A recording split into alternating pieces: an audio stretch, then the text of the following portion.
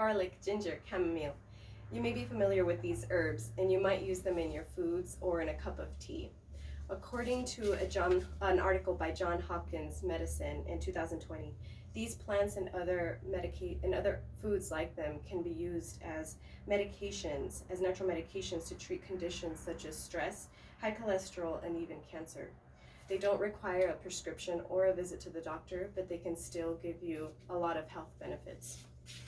As a pharmacy technician, I've always been interested in natural medications as I've learned about the many side effects that traditional medications can cause. Natural medications can serve as an alternative to traditional medications, and it can be great to learn about the food that you already may consume and have plenty of health benefits. Today I will inform you about some of the types of natural medications there are, some aspects to them, and how they hold up against traditional medications. Let's begin by talking about some of the most common natural medications. I will go over the basics on garlic, ginger, and chamomile as described by the University of Rochester Medical Center. Chamomile is mostly used as a tea or a compress, and it helps with reducing stress, inflammation, and helps promote wound healing. Garlic is mainly used in foods and can help lower blood pressure and cholesterol. It is also being tested in the treatment of cancer. Ginger is used as a tea or in foods and can help with nausea and motion sickness.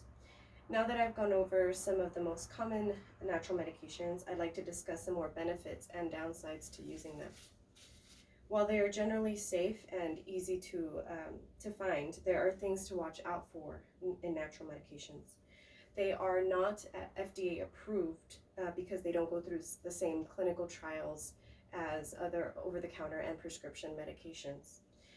There are still side effects to them despite them being natural. According to Johns Hopkins Medicine, side effects are more prevalent if there is already an underlying condition or if the customer is using another medication which can interact with the patient. Some side effects can range from blood clotting to bloating and gas. Going beyond the three medications I've discussed, Feverfew can treat migraines, Ginkgo can treat asthma, Golden Seal can heal skin and eye irritation, and Milk Thistle can treat liver problems. Now that I've gone over some more benefits and downsides, I would like to compare them to traditional medications. I will go over the differences, what defines each of them, and which are considered to be more effective. According to an article by Caring Ambassadors, traditional medication is the most widely used form of healthcare in the United States and the Western world. They're evidence-based. They go through clinical trials which lead them to be FDA approved, and this is not the case with traditional medication, so they cannot claim to cure any disease or illness. There may be a label instructing customers on how to use the natural medications, but there is no consistency there's no standard for the consistency. Many natural medications can be found in the produce aisle because they can either be fruits and vegetables, roots, and herbs. Traditional medications most often are sold in pharmacies or in other department stores over the counter. Traditional medications have improved greatly over time and have cured diseases, whereas natural medications cannot. There is no evidence to support this same claim. There's a lot of information about natural and traditional medications, and I'm happy to have been able to share some of these with you today.